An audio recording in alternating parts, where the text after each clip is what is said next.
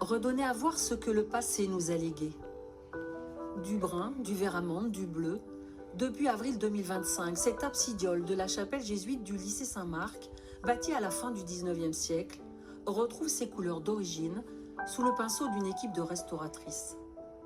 Je pose des aplats de couleur rouge sur les bouchages blancs. Mais on ne retouche que les lacunes.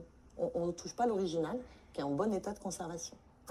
Dans les années 60, ce décor, comme celui des autres absidioles, avait été totalement recouvert d'un badigeon, à l'exception de la coupole, ou cul de four.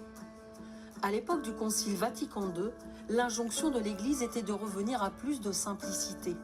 Un architecte, ancien élève du lycée, a pris des photos pour des travaux d'éclairage et a été intrigué par des formes en filigrane. Alors je suis revenu dans la chapelle pour me dire, mais qu'en est-il? Et en regardant de plus près, on voyait bien les spectres de différents personnages, un personnage agenouillé derrière moi, un autre... Voilà. À partir de là, on s'est réuni une petite équipe pour dire, mais il y a des fresques qui sembleraient ont été dissimulées à une époque.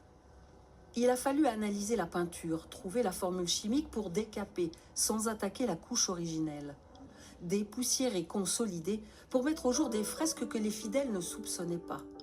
L'œuvre d'un Lyonnais, Jean-Marie Paillet.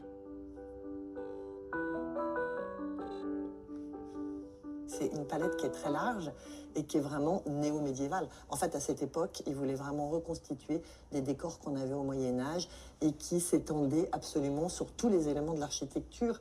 On voit sur les colonnes qui sont dorées, sur l'entablement, sur les corniches, sur les feuilles, sur le cul-de-four. Tout est peint du sol au plafond, quoi. La Fondation du patrimoine est partenaire du chantier. Un appel aux dons a été lancé pour restaurer le décor des 4 autres absidioles. Le même artiste en est-il l'auteur? Mystère.